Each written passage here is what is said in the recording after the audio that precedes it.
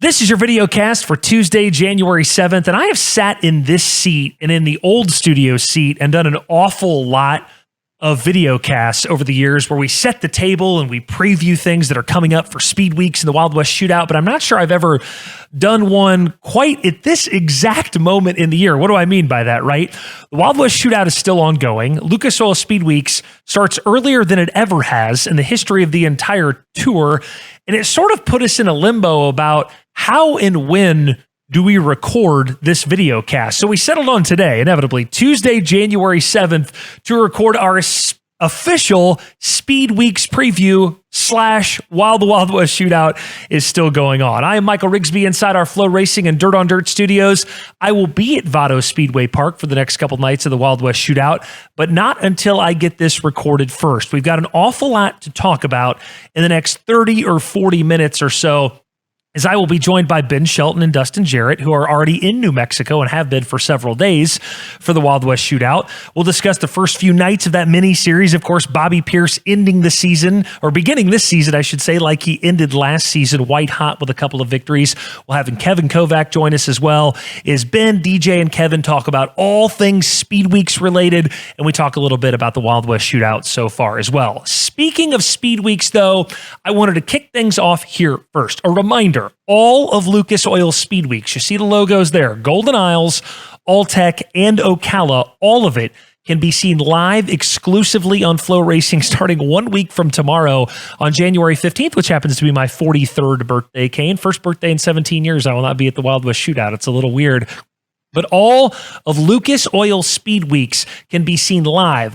Golden Isles, Alltech, and Ocala right here live on FloRacing exclusively. Now, what are our coverage plans for Speedweeks this year? I wanted to lay this out for everybody before we get there, because we cover a lot more than just Lucas Oil. We'll have coverage from Alltech, Golden Isles, Need More, of course, the Hunt the Front boys there, Ocala, and Volusia with the World of Outlaws 1.0 and Volusia 2.0. Our coverage plans include race day that we do every day, the famous Speedweeks Minute.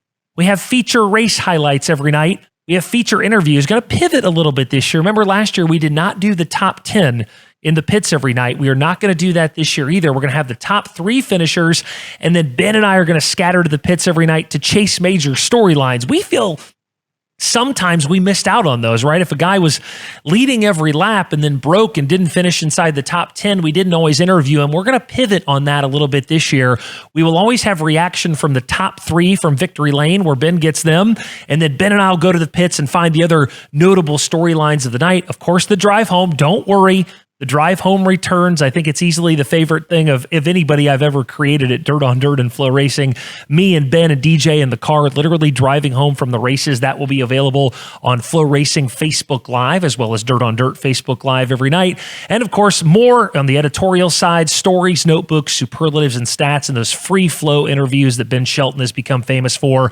We will not have a crew diary this year. And there's a few other things that we just would not have the time and resources to do with how fast that Lucas Oil Speedweeks came. And on top of the Chili Bowl this year, that's never happened as much of our team. Throw that back up there, Kane, one more time.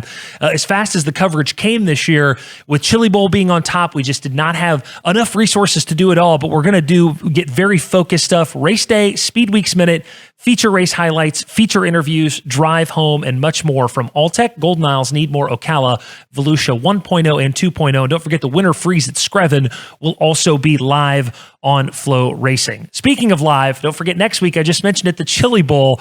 Also, a week later this year, you can watch that live on FloRacing, and who would not want to tune in after we just saw between Christopher Bell and Kyle Larson at the Tulsa Shootout, one of the biggest events we've ever done here at Flo as far as viewership goes. I expect more of the same from the Chili Bowl. You can watch that live on Flo from January 12th through the 18th. And of course, as we said also, the Wild West Shootout still ongoing. It is not start tomorrow night. They have postponed Wednesday's show to Thursday, setting up 4 nights in a row of racing Thursday, Friday, Saturday, Sunday. The Rio Grande Waste Services Wild West Shootout starts on picks back up on January 9th and goes through January 12th. All of that live on FloRacing. Typically, we get this going, this videocast preview. We haven't started prior to any racing yet in January, but there's already been a few super late model events as we record this. Sam Seawright, congratulations to him on his Ice Bowl victory. And as I mentioned as well, Bobby Pierce, a couple of Wild West Shootout wins also. You know them. You love them. Their voices have graced the calls of the first 2 Wild West Shootout features, including an absolute heater that we had on Sunday night, and they will for the remaining 4 shows as well, and they'll be on the mics for every single Lucas Oil Speedweeks race as well, and anchor the majority of our coverage from Georgia and Florida. 2 of my great friends, and I had this written in here. I'm a little bummed it didn't work out. Ben Shelton and Dustin Jarrett Kane were supposed to be sitting next to each other in their Airbnb, sitting right next to each other, doing this together. Obviously, with the postponement of the Wednesday to Thursday race, Ben had to head to the track and do some work out there. So I had a whole series of jokes written about you guys sharing a computer that we will not get to. But Ben, I'll start with you on this one. We are 2 days into the Wild West Shootout. What have we learned so far from Votto, Ben? That Bobby Pierce is still as good as he in the past couple of years. It just keeps ramping up. And I think there was a social media take out there somewhere after the first night that DJ and I are giant Bobby Pierce homers, and it was a love fest for Bobby Pierce. Well, guess what? He's out there. He's on a different level, man. So, he deserves to get that extra love. And yeah, talk to Todd Turner. He's doing a story on it. It's so hard for a guy to carry over 1 year to the next, much less what's going to be really a 3-year run if what we're seeing so far. And yeah, Bobby's that damn good. The other thing that I think we're seeing is Sheffy's got the fire burning. We saw it back on Sunday night. Pierce gets the win, but Sheffy is driving that car maybe as hard as I've seen him drive in a hot minute. So I think it's going to be a real fun deal with those Landon Lincoln guys really getting fired up. I know they're going to be on 2 different tours. Sheffy's going to head over to Lucas, and you got Bobby with the Outlaws, but I think they're going to clash a lot this year, and I think it's a lot to be excited about dirt late model racing in 2025. I think for me, the thing that stands out most early on at Votto is the racetrack, right? Like, it's proven that it's not a fluke, number one, that how good this track races. And again, we saw it on Sunday night, which I'm telling you what, look, I know that race was like 5 days into January, but man, that's going to be pretty damn hard to top for race of the year in 2025. At least going to be hard to knock it out of the top 5, I think. And then that's kind of point 1A. And I think point 1B going along with that, Chad Bowman and Lewis Breeden in that group, with the help of Reese O'Connor. I mean, best track prep people in the country. No offense to anybody else that preps racetracks, but I mean, man, Chad is just a wizard when it comes to that dirt. And we've heard folks talk about it, how he can come in and just work magic on these racetracks, man. And we saw that on Sunday. You had a late model feature at one time, and halfway through that race, you had the top 7 within a half straightaway of each other. You don't have that in a whole lot of places. So to echo, to piggyback, I guess, off what Ben said, number one, yes, Bobby obviously really freaking good. But, man, Votto Speedway Park also really freaking good. DJ, I'm seeing and hearing guys talking about this a lot on social media, and when Trent Berry or you guys talk to them about shaking their car down, right? This is not a Lucas Oil race. This is not an Outlaw race. It's not a Hunt the Front race. It's not a Castrol race. It's not any of that. I actually think part of they treat this as such a test session to race for money. I actually don't think it's a coincidence that part of the reason Bobby Pierce has been so good, DJ, is that he gets a 6-race head start on almost the entire country. Turbo and Sheppy and a couple of guys go out there, but I don't think I'm wrong in saying that, am I, DJ, that this guy gets a 6-race head start every year, and I think maybe some more guys should start looking at it that way. I know it's a long way to New Mexico, but I think that helps the 32.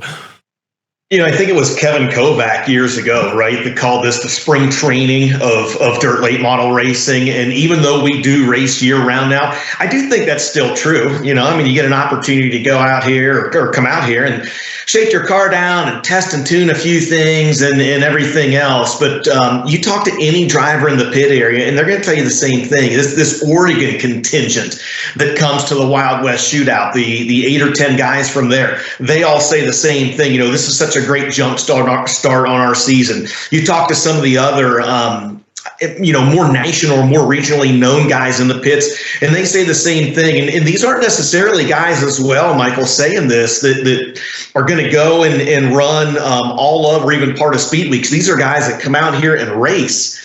They may not run for another 3 months. They may not be able to run for another 3 months where they're located, but they get such a jump starter in their season. And I mean, honestly, I don't know that you can even put a price tag on that. Ben, what do you think? What else so far has stood out to you in this mini series so far? Give us a couple other things that have stood out. Man, I really liked seeing Colin Weinberger the other night. You know, he said quick time in his group, and then he led early and often. I think this mini series has made these Western guys better, and they're honest about it. You know, Preston Luckman hadn't had the best of luck, no pun intended there, but you know, he's got better as the things have gone. Bryson James. So seeing these West Coast guys get better and seeing them come back year after year, and reminding people, hey, there's some really damn good drivers out of Oregon in the late model division. I think that's cool. You know, to touch on what DJ said, I think the other things that are sticking out are guys coming out here to shake things down. I was talking to Dylan McCowan, and he's going to start the year out run for the World of Outlaws rookie. And he said last year us not coming out here hurt us. And they had the new Infinity chassis, and his dad Charlie said as much. He said, you know, while sometimes the weather can throw curveballs at you, like it is right now, he goes, it's a no-brainer to come out here. So that's jumping out at me, and just watching this next generation really taking the national tour by storm. You got Ethan Dotson getting tuned up out here. It's going to be on the Outlaw tour. You know, we talked about Garrett Smith's out here for the first time. He's shown some speed out here. Drake Troutman with Team 22's out here. He's shown speed, but also I think the last thing I've seen, he's been working up there. We're seeing so far Garrett Alberson's season last year was not a fluke. He also is carrying that momentum over. We've seen a lot of speed out of him. So yeah, spring training for sure. Kevin Kovac, if you came up with that, I owe you $5 for saying it for copyrights, but you nailed it on the head. This is spring training for dirt late model racing in 2025. A reminder, the 4 more nights of the Wild West Shootout can be seen live right here on FloRacing. It is not Wednesday, Friday, Saturday, Sunday. It's now Thursday, Friday, Saturday, Sunday. So much more action to come. And again, what might be, as DJ said, the race of the year this past Sunday night, Brandon Shepard and Bobby Pierce. 4 more nights of the Wild West Shootout live on FloRacing. Okay, guys, let's pivot to Speedweeks, where for the first time ever, and for the first time I can remember since maybe 2007, which is the earliest days of Dirt on Dirt, not that you guys are doing this, Todd Turner did this back in the day, or not I'm doing it, you guys will fly directly from Vado to Golden Isles. You'll get to the El Paso airport, you'll land at the Jacksonville airport or the Brunswick airport. Let's just start there. Starting this early. Lucas has never started this early. Speedweeks really has never started this early, especially on the Lucas Oil side. Let's start with the challenges of that. Ben first, and then you, DJ. What are the challenges of these things butting back up to each other, not only for you, but for the race teams, who a lot of these guys will make that long trek on I-10, Ben, all the way east? Yeah, I'm not even going to pretend like I have the problem here, because I'm going to come out here and help pack up the first half of the day Monday. Then I'm going to run an airplane. A lot of these guys, as soon as we're done Sunday evening, yeah, they hop on I-10. And I think the challenge is having truck drivers to get there. You know, the guys that are planning to go to Golden Isles. Now, some of the Outlaw guys and stuff, they have more time. Obviously, they got another week before they get to get down to Volusia. So there's the challenge of that, but I think it's still the urgency to come out here. And you know, I talked about McCowan the other day. They had a oil line loose, and it was something like that, or fuel line. And he goes, that's something that could have knocked us out the very first night of points racing. So these guys have got to be here, but the challenges are real. And I don't think I've really wrapped it around my head that I've gone from Memphis on January 2nd to flying at El Paso and out here in New Mexico. And then on January 13th, I'm going to head down to Brunswick, Georgia, you know, and going to be there for a while. I think it's kind of unprecedented. Rick Schwally was out here this past weekend, and they were flying home and getting ready to leave here in a few days out of a very snowy Ohio to drive down. I think it's a lot of challenges, and ultimately the calendar, you can only push so hard up against it. So we're going to hope in future years maybe we can all work together a little bit better on some of the scheduling, and maybe the Daytona 500 will get a little bit later in February too, because Michael, you can remember, it wasn't that long ago. We'd come to the Wild West Shootout. It might be a month before Speedweek started. So it's a very unique challenge we have right now. DJ, are you ready for this flight? Are you flying on the same flight as Ben? Are you leaving the arcade that you are in also currently to make this journey? It's going to be really tough to leave the arcade room here at the Airbnb that we have, but I'm not on the same flight as Ben, number one. Actually, I think he's flying directly into the big city of Brunswick, Georgia. I'm actually going to fly into Jacksonville, Florida, and then drive up. But I mean, to echo the point that Ben said, we might complain about it, but we've got it easy compared to the teams, the ones that have to make that 1,655 mile drive across I-10, or some's going to take I-20 across the country. It's about a 26-hour drive, and then of course with the with the driving regulations as well, right? You know, they can only get so much of that done in a certain time. A driver can, to echo the point that Ben said. And let's not also act like the weather is always spectacular on that drive. It was actually here a year ago that because of weather concerns on the day we were flying out, a lot of us had flights delayed, had flights canceled. We had to have flights rerouted. So there's a lot of logistics that got to go into that. And oh, by the way, on the FloRacing side of things as well, much like the race teams that are packing up and leaving immediately after the event here in Las Cruces at Vado Speedway Park, it's going to be the same thing with the FloRacing production trailer. That trailer that we have out here that where they produce all of our races, that trailer's got to make the same trek across I-10 all the way over to Brunswick, Georgia to Golden Isle Speedway. And pretty much our entire production staff is making that trip as well. So I don't know. It's kind of cool. It's neat. There's something different about it.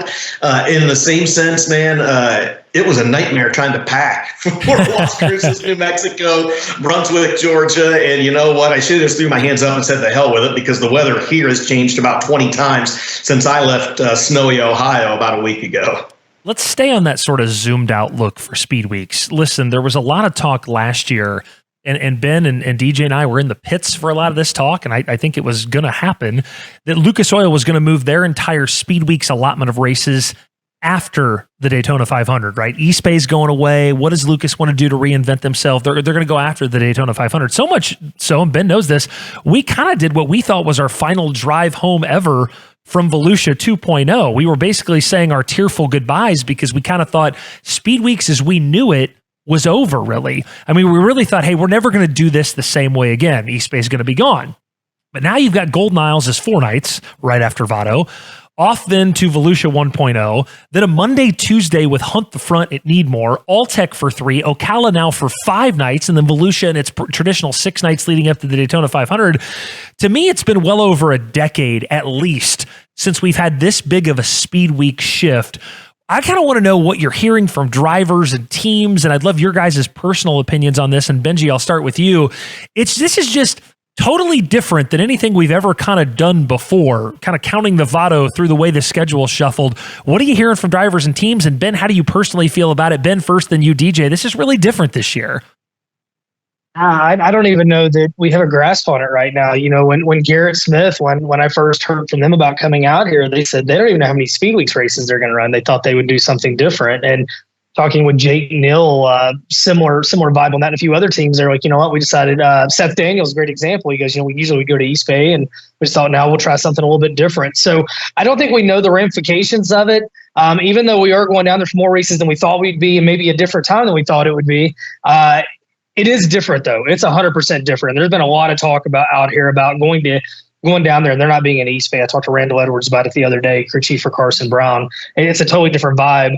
I don't really know what to think about it either. You know, here in about 3.5 weeks when it's about done, we're going to have a good idea, but change isn't always a bad thing, right? But I don't think anybody knows what to expect. And I just hope for those tracks, you know, they're sticking their necks out there. The series are doing different things. And I hope for everybody, from the racers to the tracks to the series, that it all works out really well. But I feel like a lot of times I've got a good grasp on where things are headed. And I'll be honest, guys, like I'm kind of a wait and see, like right now, like a lot of other people, on how this doesn't work, how good it can be, any tribulations we're going to have. I think it's uncharted territory for all of us. To the point that Ben made as well, it's uncertainty, not just for us, not just for the race teams, but I think the track promoters as well, right? I mean, we're all in this deal together. It's got to work for everybody. It's got to work for the teams. It's got to work for the streaming companies, and most important of all, probably, it's got to work for the racetracks. And I think that's maybe where my biggest concern is what are the crowds going to be like at these racetracks? Are the people going to embrace this? New, quote unquote new, you know, Speed Weeks as we have it now, compared to the way that they've embraced it for the last several years, right? And it's, I don't know, man. It's just there's a lot of uncertainty there, and to the point that Ben made, I mean, these track promoters, they're really sticking their necks out there on the line for this deal. I mean, you know, look at Golden Isles, for example, that's running now in mid-January, where, to be quite honest, it could be 80 degrees, it could be 40 degrees, you know, and they're adding an extra night to it. Alltech has gone back to 3 nights. Ocala has ballooned into 5 nights, you know. That is, That's a lot of racing, especially on that Ocala Alltech swing. Those two tracks are 1 hour apart from each other. And you've got 8 nights of racing over the course of 10 days there. And, you've got Gainesville in between. Ocala's in Lake City are average sized cities, but you kind of wonder how many of the snowbirds, how many of the people from the north are going to come down, and are they going to stick around? Are they going to go to everything that's down in Florida? Are they going to pick and choose? So the uncertainty for the race teams and everything, I think is a big concern. I'm also looking at it from kind of a track promoter standpoint. I hope the fans embrace it. I hope they come out and support these track promoters that, as Ben said, they're putting their necks out there on the line for us. Ben, I'll start with you and then DJ go. Ben first, as we approach Speedweeks, just give me a breakdown, a quick breakdown of how you see the Lucas Oil Championship. And as soon as he's done with that, DJ, you give me a quick breakdown of how you see the World of Outlaws Championship. Ben, you first. Yeah, I mean, Ricky Thornton Jr., it feels like it took there till the last half of that tenure, the second half of the year, but he and Kohler Motorsports, they found their stride. So you got to believe Ricky's going to come out swinging for that title. But man, Devin ended the year so good and, back-to-back years second. But this past year in second in the points for Devin felt way different than the previous year. For me, if I'm going even money, I'm probably leaning toward Devin right now as the favorite over there. But now you put Brandon Shepard back with Rocket One and, reunited, and it feels so good. So that's going to be entertaining. You throw Hudson into the mix, and it sounds like Davenport's back, and he's a perennial favorite. So to me, when you step back and look at it, those are the guys that I think are going to be the contenders on the Lucas side again. And then you head over to the Outlaw side, and I think Bobby's starting the year, if possible, a little bit of a chip on his shoulder, after last year, the way the year was started. And I think he's coming out swinging from what we've seen out here. He's won at Volusia. He's got his feet under him there. I think Bobby's obviously going to be really tough to beat. Hoffman's consistency picked up last year, and we saw a lot out of that. But obviously the defending Outlaw champion moves over here now. So I feel like that Outlaw, outside of Bobby, which is the perennial favorite, I feel like that Outlaw situation is definitely more wide open. Kate Dillard's got better and better. Rookie crop with the Outlaws is really fun. I mean, it's going to be a really fun group over there. You got Dan Ebert with Lucas. And then the last thing that we got to say, guys, I mean, Brian Shirley got really good there at the end of the year, picked up a lot. Bronson, I think he's going to bounce back here with Outlaws. We also know guys head to Speedweeks with the intent of running a tour. And then because of the way things work, and thank you, Rick Schwally and Steve Francis, for working it out. You're not on each other. Guys can go down there with one intent, but leave there with a totally different one. So there could be a contender right now that we might not know exactly which tour he's on yet. Yeah, I'll echo a lot of what Ben said there as well, right? I mean, I think the biggest storyline for the series is Brandon Shepard, your 5-time and defending World of Outlaw Series champ, jumping back over to the Lucas side. Of course, in the Rocket One, and so that opens it up. Man, I really think it's going to be hard to beat Pierce on that side of things. And I think Ben hit on most of the main contenders. I think Hoffman's going to be really good on that side. I think Ryan Gustin is going to have a real good chance to make a solid run there. And Max Blair has declared, at least right now, to run with the World of Outlaws this year. To Ben's point, we'll see how things kind of shake out after Speedweeks. But I think Max maybe saw an opportunity there, and when you look at the rosters, Max, and I haven't talked to him about this, but I'm guessing that he maybe said, you know what, I can go and run the Outlaws. I can run a few more races a little closer to home. I can go to Sharon and a few of these other racetracks. And maybe have a good chance to go and win that championship or finish in the top 3 in those points. And then back on the other side, when you look at Lucas, I hate to sound like a broken record, but I really and truly think you're going to have that same group of contenders in there, right? I think it's going to be Thornton. I think it's going to be Devin Moran if they can keep the consistency up. Davenport, it does indeed stick around. He'll be there. Of course, Rocket One and surely to goodness, Mike Marlar can just shake the bad luck monkey that has been on his shoulder seemingly since early summer last year. And Garrett Alberson just shows absolutely no signs of slowing down, despite losing crew chief R.C. Whitwell to the ASD Motorsports Ethan Dotson team. Let's make these last couple quick here, guys. There's been some talk, WRG and Lucas Oil and Rick Schwally and Steve Francis, they kind of wonder out loud, like, would we be better if we scheduled on top of each other during Speedweeks? Not in a malicious way, but in a we'd know who's running what tour way. I kind of tell both of them universally, I think you're both stronger together. when Lucas is not on Outlaws and Outlaws not on Lucas during Speedweeks. DJ, start with you, and then Ben. I think I'm right about that, right? Let's stay on top of each other during Speedweek. I get their rationale, but I think independent makes the entire sport stronger during Speedweeks, DJ. Man, I've been preaching that for years, right? Like they get that third weekend in March where, they were, like right on top of each other. And I think they are this year as well. And I'm like, why? Why are we doing this? Because Lucas, of course, doesn't race again until the end of April. And we know that the Outlaws have got some races in there. But I'm like, man, let's give these guys just a little more of a gap to kind of pick and choose and decide. And I think that we're all the winners in that, and to the point that we've just talked about, it gives guys an opportunity then to maybe hold out a little bit longer and see how they come out after Speedweeks. I'm a fan of it. I think, number one, I think there's plenty of room for 2 national series, obviously, right? I think that we've proven that. But man, I think the longer we can extend that, if we can go into April, say, without the 2 series being on top of each other, I think the drivers win because they get an opportunity to compete against each other and see where they shake out. But I think the fans, I think we're the real winners in that. You said it great there, DJ. I think the other thing to mention is to touch on something you touched on earlier is, again, these promoters are sticking their necks out there, and you need all the fans you can, when you're running the middle of the week and you're running these bigger purses in January and February. These promoters need all the name draws they can get. And, so I think that's very important to them. I also think for our sport, is it a good way to keep somebody from maybe the other 2 are ending up with what you thought was going to be one of your kingpin drivers? Yeah. But at the end of the day, I think the positive far outweighs the negative as far as don't schedule on each other. That's the beauty of Speedweeks not being on each other. We got plenty of time the rest of the year for guys to have 50 different places to go. And I hope they continue to work this way and work together. It's the greater good for everybody. And then I'm very selfish. I prefer it that way too. I'm going to keep Ben on for this. I'm going to do all these racetracks with Ben, go one by one, then do them all with DJ. I used to do the exact same thing with drivers on my old Dirt on Dirt Speedweeks previews.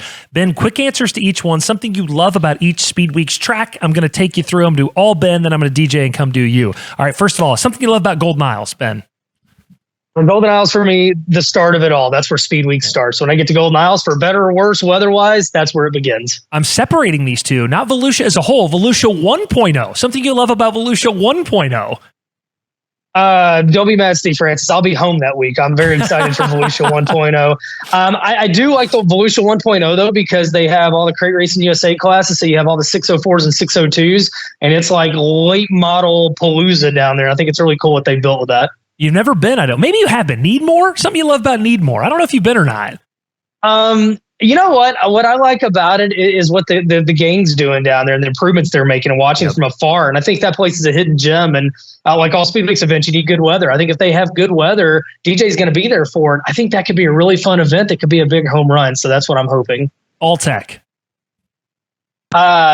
Unpredictable, man. It's unpredictable. You get there sometimes and you think it's going to be dry and then it's wet and vice versa. And then it got a little rough last year. But for what about All Tech, it always seems to entertain one way or another. Very unpredictable. Ocala. Whatever mood Bubba's in that day and what he's going to do to that racetrack. You get there, and I'm hearing there might be new banking in that racetrack. But when you think of Ocala, you think of the shape of it. There's nowhere else like it. And kind of like All Tech, definitely like All Tech. Very unpredictable. And finally, Volusia 2.0. Ice cream not available as an answer. Ice cream not available as an answer for Volusia 2.0. Volusia, the vibe. Those crowds are huge down there. What World Racing Group has put together in the World of Outlaws, it's huge. And the Gator Pond. I love to take a walk around the Gator Pond every day to clear my head and get ready for the last week of Speedweeks. All right, DJ, flipping over to you. We'll start with Golden Isles. Something you love about Golden Isles. Ben stole some of my answers, but for me, Golden Isles, I love the grandstands. You got these grandstands that they pulled from Daytona International Speedway several years ago. It gives it that cool, I don't know, atmosphere is not the right word, that cool look to kind of start things off. Volusia 1.0. Yeah, Volusia 1.0 for me is look, if you love people, Volusia 2.0 might be a little better suited for you. Volusia 1.0 is the laid back feel for me. You can walk in there and get a great seat just about anywhere, and it is kind of the unofficial kickoff, at least on the Outlaw side of things. But I love that laid back atmosphere the first round there. It's the dream to Volusia 2.0's World 100 is the way I described it earlier. A little more laid. There you go. little more laid back. You will be attending with a Hunt the Front boys and a whole pack of joiners for the drive home. Need more, DJ. What do we love about Need More? I love the uncertainty of it, right? I mean, when you look at it, the history of Needmore, there's really and truly not very many of the national touring drivers that have run at Needmore. Sure, a few of those guys in the Southeast have, but the uncertainty of that and the freshness of it. I mean, it's been a little while since we've had a track like that come in, where really a lot of these national touring guys have almost no experience there. So I love the uncertainty that Needmore is going to bring to the table for Speedweeks. Alltech. Man, it's got to be, I don't know if they're Spanish moss. What is it? The trees in the pit area there, right? Yeah. Is that what they are, Spanish moss? Yeah, it's the best pit area in late model racing, I say all the time. Absolutely, man. That the setting of it for me is what I love about Alltech. Ocala. Yeah, for Ocala, I'm actually going to steal an answer that Ben had used for Alltech. I think it's the uncertainty, right? And to the point that Ben made, man, we're hearing a lot of different things about maybe changes in banking, changes in a little bit of the shape of the racetrack.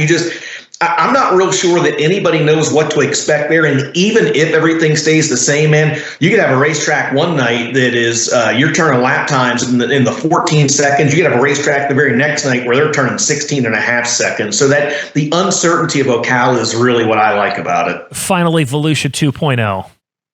Yeah, I'm stealing Ben's answer there. The vibe, the atmosphere. You've got all the people that have come over from Daytona. You got NASCAR drivers there. It's got a flair to it. It's got a vibe. It's got an atmosphere. You've got the big block modifieds.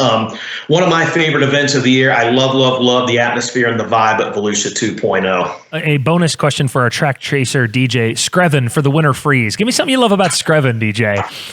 I mean, the only correct answer there has got to be the food, right? I mean, the food that James Red Griffin has there is maybe second to none. If you love good home-cooked style food, please go to Screven Hungry. And oh, by the way, the racing is pretty freaking good as well. Little bull ring there, man. I like Screven. I like Screven a lot. Am I wrong, DJ? Didn't they just flip the front stretch and back stretch there also now? The tower, yeah, Kane is my producer shaking his head, so we have that to look forward to too. New tower, what is now the front stretch, used to be the back stretch. So that's kind of fun too.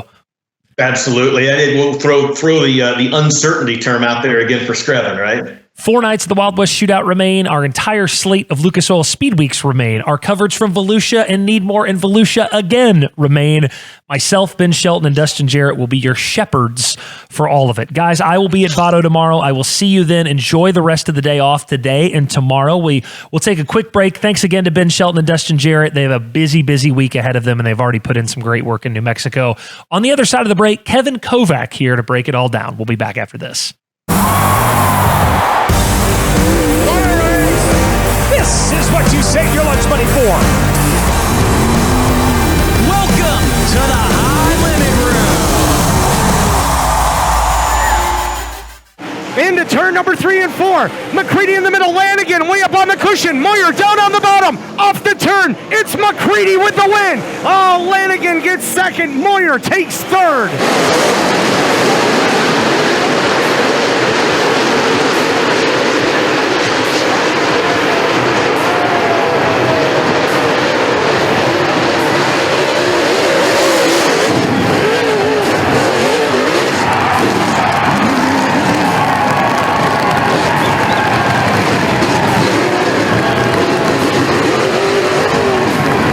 At turn 3, this battle will work for the final time. Out of turn number 4, Delaware's Austin Hubbard will take the win.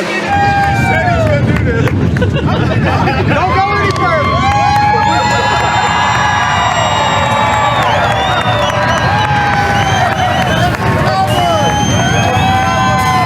Here comes Hubbard to throw the slider into Woodcross. The slider is right. He and Bloomquist whacked each other, and Bloomquist gonna spin the 0. Scott Bloomquist and Austin Hubbard together, and the 0 is not a happy guy as he will spin off to the infield in turn 2. Third place finisher Austin Hubbard, and Austin, to say today was pretty dramatic would be an understatement.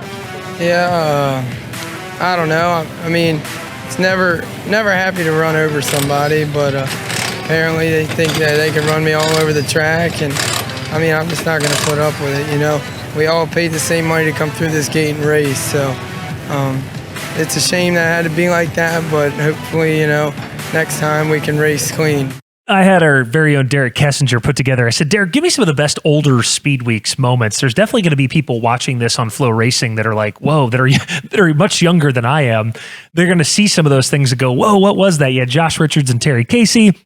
You had Austin Hubbard and Scott Bloomquist. Austin Hubbard at Golden Isles taking his clothes off. Those were some of the best Speedweeks moments. Remember, you have 18 or 19 years worth of Speedweeks video now. And I said, Suave, put together some awesome older moments for me. So thank you to Derek Kessinger for helping me relive some of the early glory days of Dirt on Dirt and Speedweeks coverage. Todd Turner will not join us on the video cast, but as always, he provides us his thoughts and Todd's take on his graphics. And I said, Todd, do this for me. Let's think about the last 10 years of Speedweeks, 2015 through 2024, as we head into 2025, 10 years worth of Speedweeks data. Who's won all these races the last 10 years?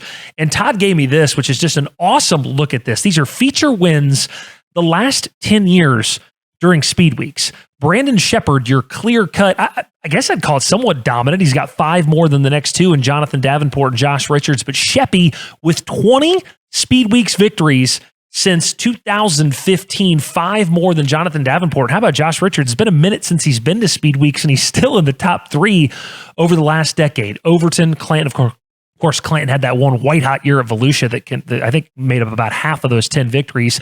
Hudson O'Neal, McCready, Dev, Turbo, and so on and so forth. All the way down to Billy Moyer and Dale McDowell and Chris Madden with 3 victories. Of course, Dennis Erb Jr., always good at Volusia and at East Bay. But this is a really compelling look, I thought.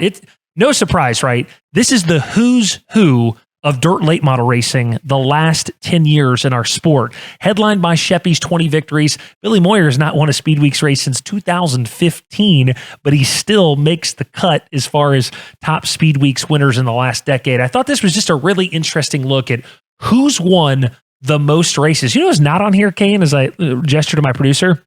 Bobby Pierce, not on this list. Now, granted, Bobby Pierce and his fans are going to hear me say this, and they're going to go, yeah, well, he doesn't run a lot of Speedweeks, and that's very true, right? He runs Vado, kicks ass in New Mexico, and then only until recently started running the Outlaw-only races during Speedweeks. So it's not like Bobby's got a lot of starts, and I acknowledge that, but over the last 2 or 3 or 4 years, he's been the best driver in the country, so it is pretty interesting, his absence during Speedweeks, and he's not on this list. We just took a look 10 years back. But when I think about Kevin Kovac, guys, he's been going to Speedweeks for, we're going to ask him here in a second. I also need to ask him how old he is. I don't remember if he's 51 now or exactly as it is. So basically over half of Kevin's life, I know, he has been going to Georgia and Florida for Speedweeks. Kevin, first of all, tell me how old you are and how long you've been going to Speedweeks. Well, I'm 52 in just a few weeks here, January 26th, which, by the way, is the NFC Championship Day. So that's going to bring me a big day for the Lions to go to the Super Bowl on my birthday. Okay, side note. But anyway, but I've been going to I figured that out. 28th straight Speedweeks for me. I've gone since 1998.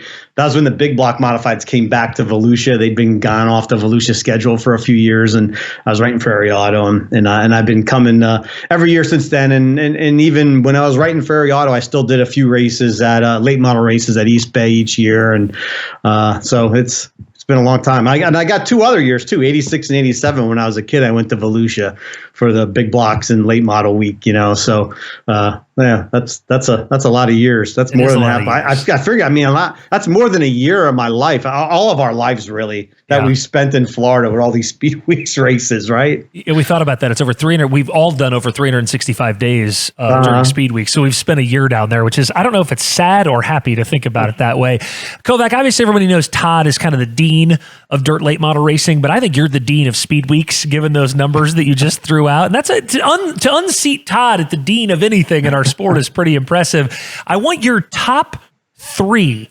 Speedweek storylines as we approach Golden Isles 1 week from tomorrow. What are the top 3, Kevin?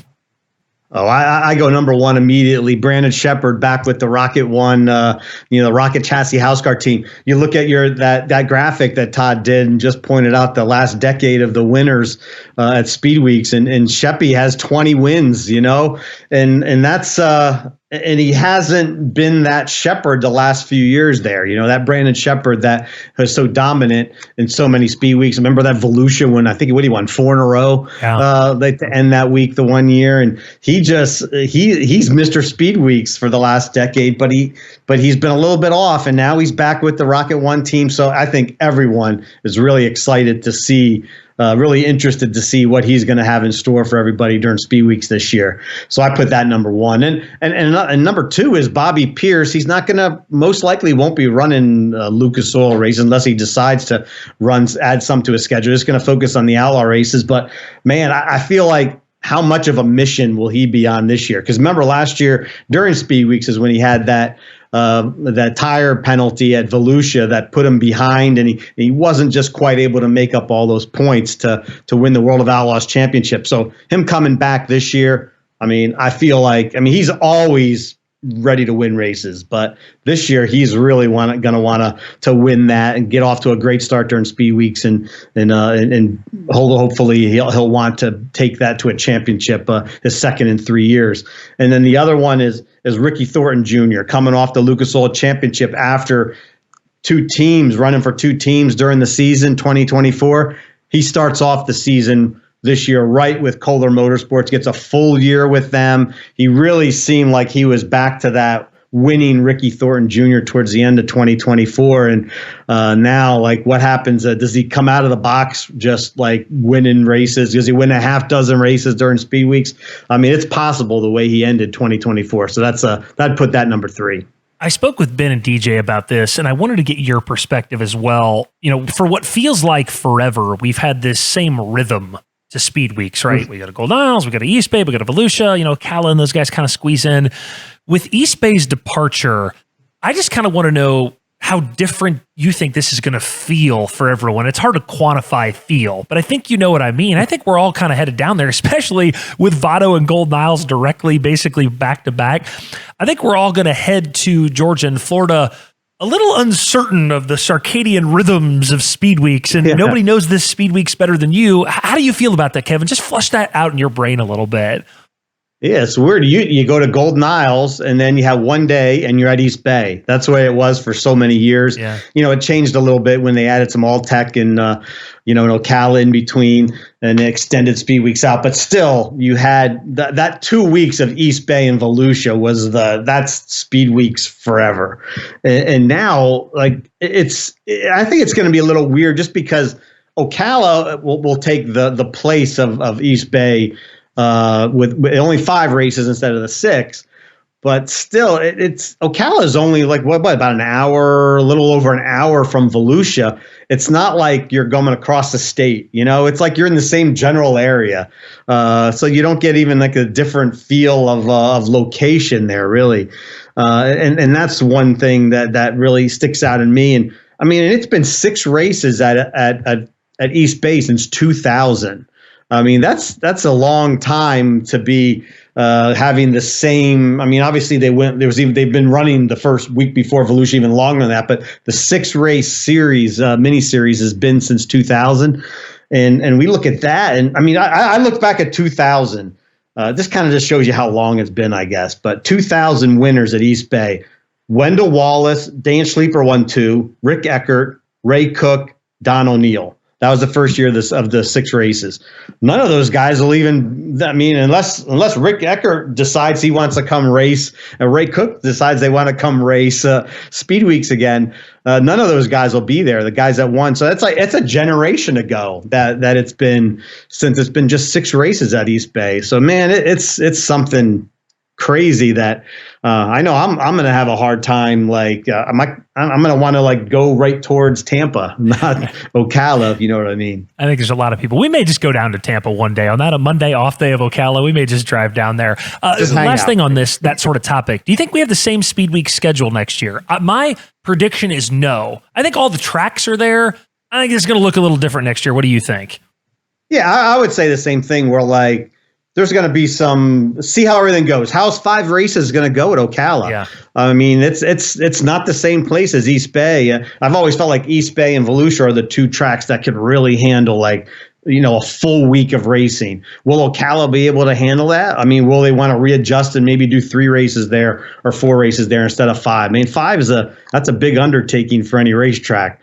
So I think that there'll be some little changes in that, and maybe and the one thing also is, this Golden Isles and then go to the World of Outlaws at Volusia and then go back to Lucas Oil Racing. That's not, I don't think that's ideal. It'd be better to just start with the Outlaws and then have all Lucas and then go back to the Outlaws at the end. So I think maybe some things will be adjusted for next year. I have no doubt that Speedweeks notebook of yours is quite full. Empty it for us. Give us your Speedweeks news, notes, nuggets as we prepare for Golden Isles next week. How about the big thing that just came out kind of this week was that during the Wild West Shootout was Tim Douglas, the crew chief for Ryan Gustin.